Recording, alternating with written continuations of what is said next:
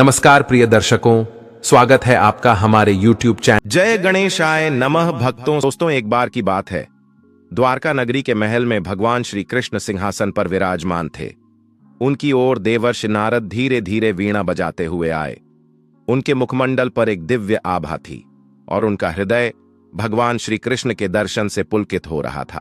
नारद जी को देखकर भगवान श्री कृष्ण कहते हैं, पधारिए देवर्षि, आज द्वारिका नगरी में किस प्रयोजन से आना हुआ।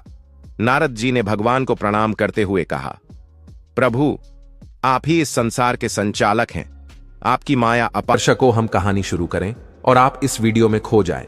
इससे पहले अगर आप हमारे चैनल पर पहली बार आए हैं तो हमारे YouTube चैनल सब्सक्राइब करें। प्रिय दर्शकों, अगर आप भी भगवान श्री कृष्ण को सच्चे दिल से मानते हो तो कमेंट में सच्ची श्रद्धा से जय श्री कृष्ण जरूर लिखें। दोस्तों, और आपने संसार को कर्म के बंधन में बांध रखा है, लेकिन प्रभु आज मैं आपके पास एक शंका लेकर आया हूं। यदि दास को आज्ञा दे तो कहता हूं। भगवान श्री कृष्ण कहते हैं, हे देवर्षि, आपकी जो भी शंका हो निसंकोच होकर पूछ लीजिए, आपकी हर शंका का समाधान मैं अवश्य करूंगा। तब देवर्षि कहते हैं, हे प्रभु, मनुष्य का जन्म होता है, उसकी मृत्यु होती है और फिर उसका पुनर्जन्म होता है। तो फिर हे प्रभु, जब मनुष्य का पुनर्जन्म होता है तो उस मनुष्य को अपने पिछले जन्म के पाप और पुण्य कर्मों का फल प्राप्त होता है, लेकिन वह मनुष्य कैसे पता करे कि उसने पिछले जन्म में क्या क्या पाप किए थे। वह अपने पापों के लिए प्रायश्चित कैसे कर सकेगा यदि उसे पता ही न हो कि उसने पूर्व जन्म में क्या क्या पाप किए हैं। कृपया आप मुझे यह बताइए कि मनुष्य को कैसे पता चल सकता है कि उसका पूर्व जन्म कैसा था। श्री कृष्ण ने मुस्कुराते हुए कहा, देवर्षि, आज आपने बड़ा ही उत्तम प्रश्न किया है। आप सत्य कहते हैं, पुनर्जन्म का रहस्य अत्यंत सूक्ष्म और गूढ़ है। मनुष्य को उसके पूर्व जन्म का पता उसके शरीर पर स्थिति चिन्ह, उसके स्वप्न और उसके विचार आदि के द्वारा चल सकता है। हे देवर्षि, उन चिन्हों और लक्षणों के बारे में बताने से पूर्व मैं आपको एक प्राचीन कथा सुनाता हूं।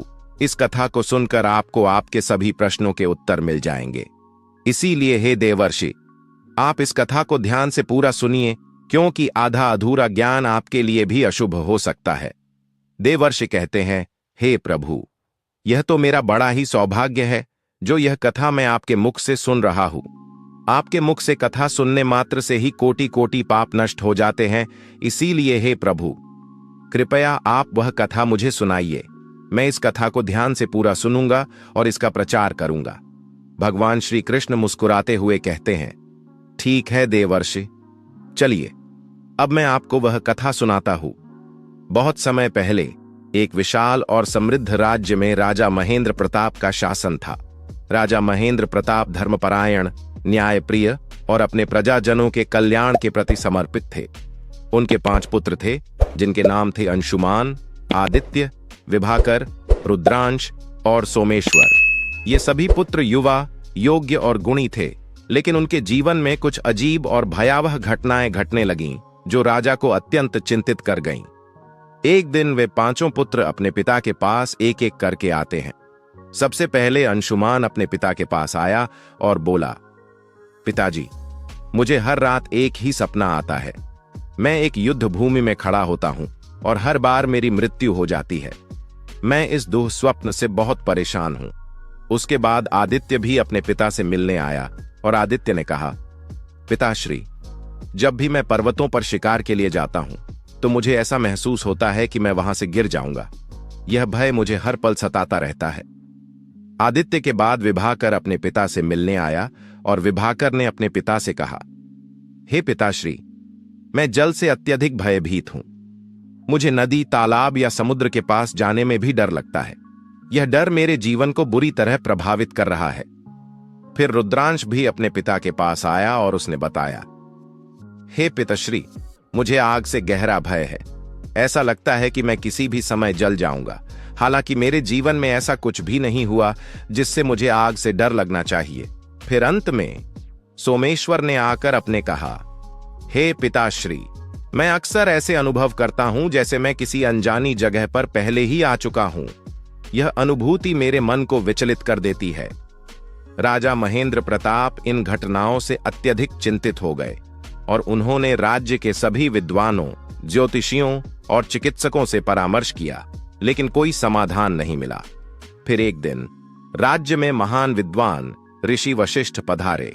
उनके आने की सूचना पाकर राजा महेंद्र प्रताप ने उनका सम्मानपूर्वक स्वागत किया और उन्हें राजमहल में बुलाया।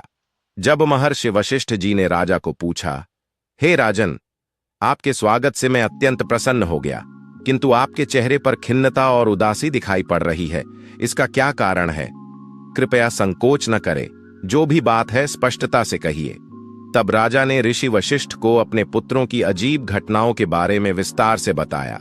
ऋषि वशिष्ठ ने ध्यानमग्न होकर मनन किया और फिर गंभीर स्वर में बोले, हे राजन, आपके पुत्रों की ये समस्याएं उनके पूर्व जन्मों से जुड़ी हुई हैं।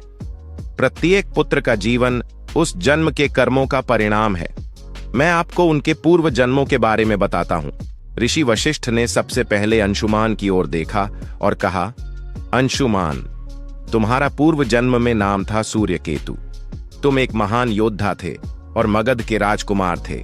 तुम्हारी वीरता के चर्चे दूर दूर तक फैले थे, लेकिन एक दुष्ट राजा ने छल से तुम्हारी हत्या कर दी थी। युद्ध भूमि में तुम्हारी मृत्यु हुई थी, इसलिए आज तुम्हें हर रात युद्ध भूमि में मरने का सपना आता है। अंशुमान ने सिर झुकाकर कहा, ऋषिवर, क्या इसका कोई समाधान है? ऋषि ने उत्तर दिया, तुम्हें अपने वीरता के गुण को पुनः जागृत करना होगा। किसी बड़े यज्ञ का आयोजन कर उसमें अपनी वीरता का प्रदर्शन करो, इससे तुम्हारी आत्मा को शांति मिलेगी। फिर ऋषि वशिष्ठ ने आदित्य की ओर मुड़ते हुए कहा, आदित्य, तुम्हारा पूर्व जन्म में नाम था धवल। तुम एक कुशल शिकारी थे और हिमालय के पर्वतों पर शिकार किया करते थे।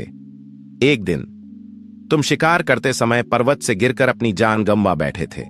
यही कारण है कि आज तुम्हें ऊंचाइयों से डर लगता है। आदित्य ने चिंता व्यक्त करते हुए कहा, ऋषिवर, मैं इस भय से कैसे मुक्ति पाऊं? ऋषि वशिष्ठ ने कहा, तुम्हें पर्वतों पर तपस्या करनी होगी।